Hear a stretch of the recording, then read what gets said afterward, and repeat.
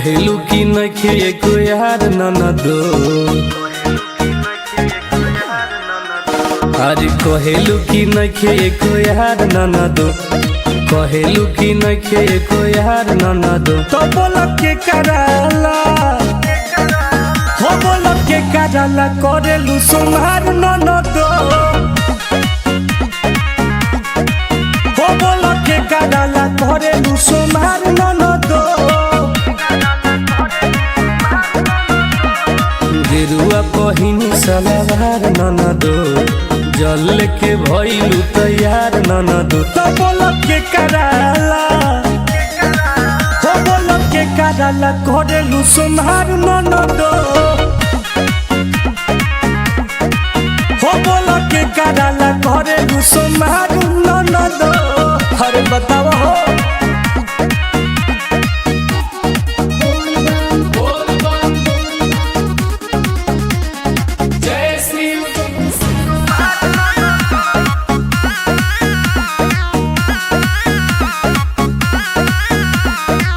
लेके थाली हाली हाली जल लेके जालू हो।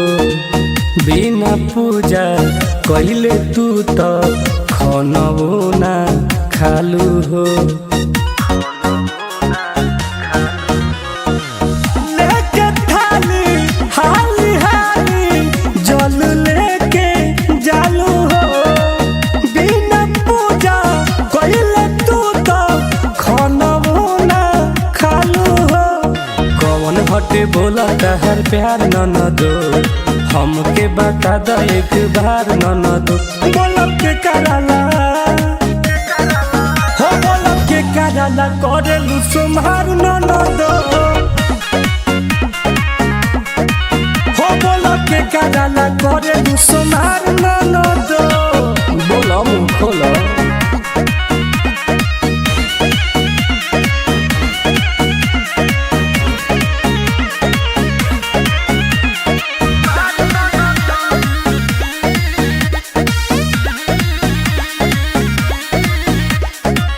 बेल के पाता करई काठा तू तरा तो दिन हो।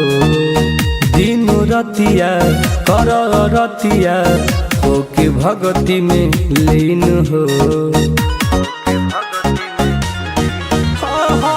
बेल के पाता करई काठा तू तरा तो दिन हो।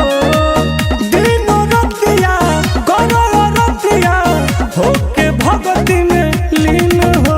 विंध्याचल से कइलू करार ननदो, तुम पे करो ना विचार ननदो। बोल के कराला